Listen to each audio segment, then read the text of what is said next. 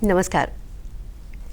पूरी दुनिया इस वक्त एक अदृश्य वायरस के खिलाफ जंग कर रही है। कोरोना वायरस एक ऐसा वायरस जिसकी पूरी तरह से अभी कोई जानकारी नहीं मिली है।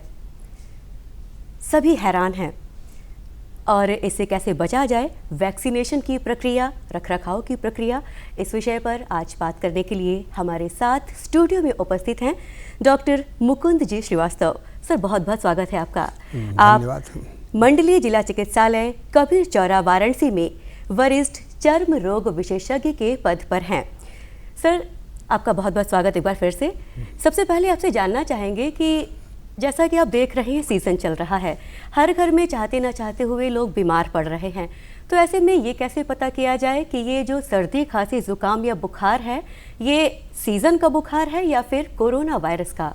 हाँ, ये बात बिल्कुल सही है कि ये जो सीजन है उसमें इन्फ्लुएंजा जैसा सर्दी खांसी वाला इस तरह से बुखार, वायरल फीवर होता ही था।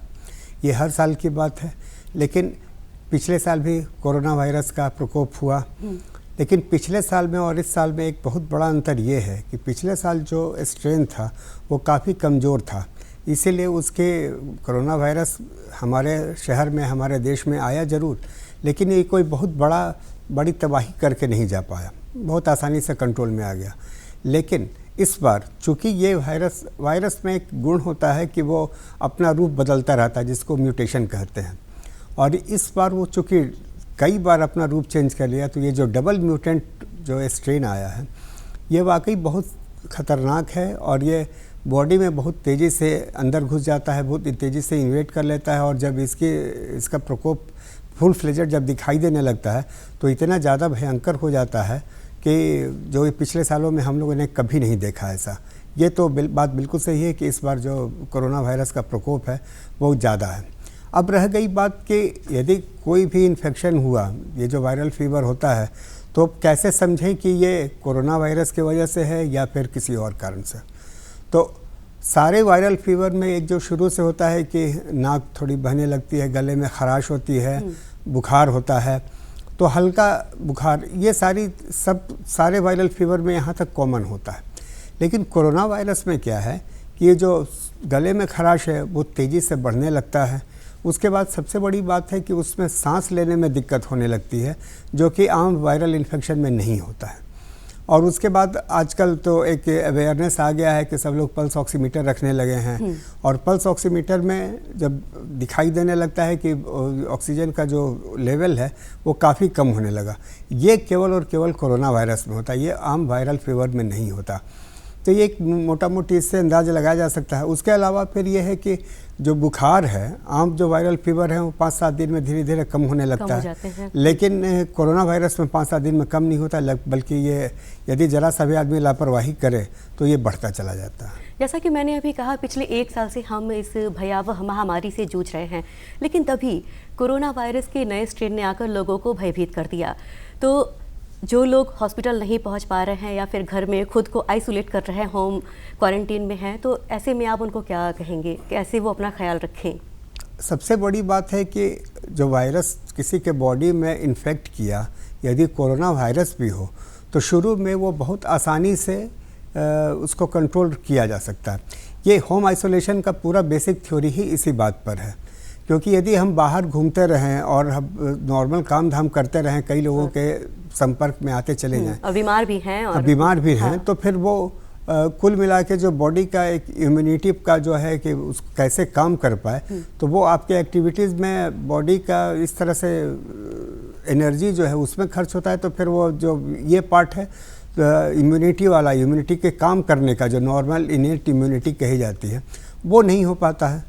उसके अलावा यदि हम जब काम धाम करते हैं तो जो दवाएं लेनी है टाइम पे, या फिर जो भी परहेज करना है, कहीं भी जाएं तो फिर हमको बाहर ये भी संभावना है कि एक तो वायरल लोड पहले से है, फिर किसी दूसरे का और ज़्यादा वायरल लोड बॉडी में आ गया, तो फिर एक लेवल ये हो जाता है कि बॉडी की इम्यूनिटी भी उसको संभाल नहीं पाती।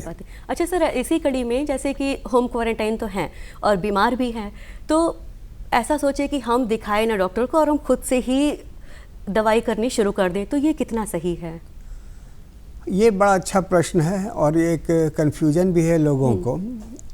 ये बात बहुत सही है कि ज़्यादातर जो कोई भी वायरल इन्फेक्शन हो, चाहे इन्फ्लुएंजा का हो जो नॉर्मल होता है या फिर कोरोना वायरस हो, शुरू में वो काफ़ी वीक होता है। यदि उसके समय सबसे बड़ी बात है जो सैनिटाइजेशन का जितना प्रोसेस इस समय कोरोना वायरस के साथ साथ उसको बचाव के लिए भी सैनिटाइजेशन के बारे में भी काफ़ी कुछ अवेयरनेस दिया गया है। एक तो जो सिंपल सा है कि मास्क, ट्रिपल लेयर मास्क यदि हम लगाते रहते हैं तो जो वायरस है वो किसी को स्प्रेड नहीं करता है तो दूसरे को नहीं होता है। उसके अलावा उनसे जो मिलने आए, जो आदमी बीमार है, वो लोग भी यदि मास्क लगा कर रखें तो एक तो एक्चुअली है कि हिडन या फिर कम अमाउंट का वायरल इन्फेक्शन तो ना जाने कितने लोगों को है, और वो उनके सामने बिना मास्क के आते हैं, दोनों आदमी बिना मास्क के हैं, तो ये वायरल लोड बढ़ने की संभावना बहुत ज़्यादा हो जाती है। सर, मैं ऐसी पे आ रही थी अभी कि मास्क लगाना बेहद ज़रूरी है। तो आज के समय में बाज़ार में कई तरह के मास्क हैं, तो मास्क लगाना ज़रूरी भी है। तो ऐसे में आप और मास्क को लेकर और क्या कहेंगे कि कितना ज़रूरी है और किस तरह का मास्क हमें लगाना चाहिए? बहुत सिंपल सा चीज़ है कि जो ट्रिपल लेयर मास्क आता है वो सबसे अच्छा होता है और वो बहुत कॉस्टली भी नहीं है, वो ज़रूर लगाना चाहिए। और जो इधर इधर तो कुछ जो वीडियोस वगैरह देखा है कि जो फैशनेबल कपड़े का मास्क आता है कि वो देखने में सुंदर होता है, लेकिन वो उतना इफेक्टिव नहीं है। तो जो ट्रिपल लेयर मास्क सबसे पहले आया था वही सबसे अच्छा है और उसको ज़रूर पहनना चाहिए।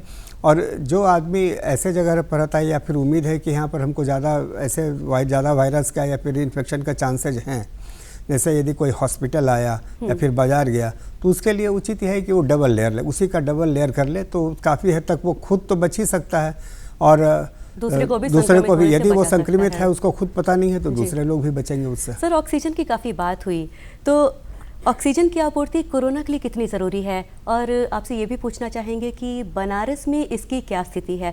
यदि कोई व्यक्ति कोरोना से संक्रमित हो गया या फिर किसी भी और बीमारी से, तो वो अपना ऑक्सीजन लेवल कैसे पता करे, और इसके बारे में सर कुछ बताइए। ऑक्सीजन का जो लेवल कोरोना में बहुत तेज़ी से कम होता है, उसका एक बड़ा कारण वही है कि वो ये इन्फेक्शन बाकी जैसे जो इन्फेक्शन था, केवल जैसे इन्फ्लुएंजा वगैरह था, केवल सांस लेने में या फिर बहुत जो मेन ब्रोंकस है केवल वहीं तक रहता था, और ये लंग में इटसेल्फ बहुत कम उसका इन्फेक्शन होता था। ये तभी होता था जब बॉडी बहुत वीक हो गई या फिर ट्यूबरकुलोसिस या कोई और बीमारी साथ में है तभी हो पाता था। लेकिन एक कोरोना में है कि ये बहुत जल्दी लंग को इन्फेक्ट कर देता है और लंग को इन्फेक्ट करके लंग को डैमेज कर देता है। लंग का काम है ऑक्सीजन सप्लाई को मेंटेन करना, और यदि जब लंग ही डैमेज हो गया तो ऑक्सीजन सप्लाई निश्चित तौर पे हैम्पर होगी। और ये जब ऑक्सीजन सप्लाई कम होने लगती है तो सबसे पहले ये होता है कि शॉर्टनेस ऑफ ब्रेथ, सांस लेने में दिक्कत होने लगती है, ब्रेथलेसनेस होने लगता है। और ऐसे में अब तो बहुत आसानी से पल्स ऑक्सीमीटर हर जगह अवेलेबल है। ऑक्सीजन लेवल कितना है उससे बढ़िया पैरामीटर और कुछ नहीं है कि आप पल्स ऑक्सीमीटर में देखें। तो सर, ये क्या होना चाहिए जो लेवल जो है ऑक्सीजन का लेवल साधारण क्या होना चाहिए? ऐसे तो 94 से ऊपर होना चाहिए। हाँ। लेकिन 90 से ऊपर भी है तब भी ठीक है। हाँ। और जब ये कम होने लगे तो सबसे पहले है कि ये समझना चाहिए कि इन्फेक्शन मेरे बॉडी में बढ़ रहा है, तो बजाय और कुछ के जो सबसे पहले कि वायरल लोड कम करने के लिए वो जो चीज़ें बताई जा रही हैं, जैसे भाप लीजिए, जो सबसे पहले वो गले में खराश के तौर पे वो वायरस पड़ा रहता है, वहीं से वो मल्टीप्लाई करता है। तो वहाँ पर यदि रेगुलर भाप लेता रहे आदमी तो काफ़ी हद तक वहाँ जो एक्टिव वायरस है वो सब न्यूट्रलाइज होता जाएगा, तो इन्फेक्शन बढ़ने के चांसेज कम हो जाते हैं। उसके अलावा एक जो 2-3 चीज़ें अभी कही जा रही हैं कि बॉडी की इम्यूनिटी अच्छी रहे तो वायरस को अंदर भी है तो उसको हम रोक सकते हैं। तो उसमें जो बिल्कुल जो चीज़ें दिखी हैं या फिर एक्सपेरिमेंट से जो प्रूफ हुआ है उसी में विटामिन सी का, जिंक का, विटामिन D3 का, इन सबों का रोल है। यदि ये बॉडी में पर्याप्त मात्रा में रहती हैं तो निश्चित तौर पे वो वायरस ज़्यादा ग्रो नहीं कर सकेगा और आप जल्दी ठीक हो। मैं अभी इसी पर आ रही थी सर, आपने अभी कहा इम्यूनिटी, तो हम बीमार पड़ें उससे पहले हम खुद का बचाव खुद से कर लें। तो ये हो गई दवाइयाँ और कुछ ऐसे जो घरेलू हमारे ऐसे हो गए जो कि हम घर पे यूज़ करके उन्हें स्वस्थ रह सकते हैं, खा के स्वस्थ रह सकते हैं, ऐसी चीज़ें जो आसानी से हमारे रसोई में उपलब्ध हो। सर, उसके बारे में क्या बताएंगे? रसोई में जो भी चीज़ें हैं अब तो इतनी चीज़ें आ गई, तो एक तो पहले से भी हमारे आयुर्वेद में जो एंशिएंट टाइम से कहा जा रहा है कि 2-3 चीज़ें हैं। नीम हुआ, आंवला हुआ, ये दोनों चीज़ें तो बिल्कुल अमृत फल है। इस तो किसी भी बीमारी में आप इसको यूज करते हैं तो ये बहुत जल्दी ठीक हो जा सकता है। विटामिन सी का अच्छा स्रोत भी है। आंवला विटामिन सी का बहुत अच्छा स्रोत है कि 4-5-6 नींबू से जितना आएगा उससे एक आंवले से आपको मिल सकता है। और विटामिन सी की मात्रा आपके बॉडी में रहती है ज़्यादा, तो कोई भी वायरस जल्दी ग्रो नहीं कर सकता है, ये तो है। और यदि इन्फेक्शन हो गया तो उसको कॉम्बैट करने के लिए जो चीज़ें चाहिए होती हैं उसमें नीम या फिर और जो काली मिर्च, ये सब जो लौंग की जो चीज़ें कही जाती हैं, तो वाकई इस सब में मेडिसिनल, जो आयुर्वेद ने बहुत पहले बता के रखा था, इसमें मेडिसिनल वैल्यू तो है और उनको वो एक हद तक, काफ़ी हद तक उसको रोक देने में सक्षम भी है। तो लेकिन अब ये है कि जब एक तो उसकी क्वालिटी कैसा मिल पाता है हमको, उसके अलावा जब ट्रीटमेंट पॉइंट ऑफ व्यू से हम लोग यूज करते हैं तो सबकी क्वांटिटी अलग अलग आदमी और अलग बड़े छोटे स्त्री पुरुष के हिसाब से उसको बदलनी पड़ती हैं। ये घर में बैठे संभव नहीं हो पाता है। तो एक काम ये ज़रूर करना चाहिए, इस सब सारी चीज़ों को जितना आप जानते हैं, जितना कहीं से राय ले सकते हैं ज़रूर करिए, लेकिन इसीलिए जो रेगुलर ट्रीटमेंट है उसको डिनाई नहीं करना चाहिए, वो जो संभव है।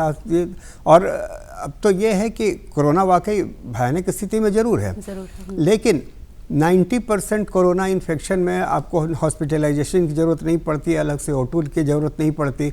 यदि आप केवल आराम करते हैं, घर के अंदर रहते हैं, अपने आप को आइसोलेट कर लेते हैं, खुद की समझदारी ज़्यादा बचाव है। हाँ बिल्कुल, वो निश्चित तौर पे है। सर, हम आते हैं वैक्सीनेशन पर। तो वैक्सीनेशन के बारे में सुना गया, सरकार भी बहुत तरह के कार्यक्रम चला रही है, जैसा कि आप बताएंगे अभी। और वैक्सीनेशन में सर किस आयु वर्ग के लोगों को लगना चाहिए? अभी सुनने में आ रहा है कि 18 वर्ष के ऊपर के लोगों को भी वैक्सीनेशन मिलेगी, तो सर क्या है इसके बारे में कुछ बताइए। हाँ, 18 से ऊपर जब एक मैच्योर हो जाता है तो उसकी इम्यूनिटी इतनी होती है कि यदि हम वैक्सीन उसको दें तो वो एक इम्यूनिटी डेवलप कर जाती है, और इम्यूनिटी यदि डेवलप कर गई तो सोसाइटी में इसका स्प्रेड हम काफ़ी हद तक रोक सकते हैं। गवर्नमेंट का इस पर ये भी उस पर ध्यान भी है। और उसके अलावा इसका जो रिजल्ट्स आए हैं कि जिन लोगों को वैक्सीन लगा उन लोगों को यदि हुआ भी तो बहुत आसानी से उनका कोविड इन्फेक्शन ठीक हो गया, यानी कारगर है। हाँ, ये कारगर है। और उसमें एक चीज़ जो महत्वपूर्ण समझना है कि किनको नहीं लगाना, तो सबको है, लेकिन किसको नहीं लगाना चाहिए, ये एक जानना जरूरी चीज़ है।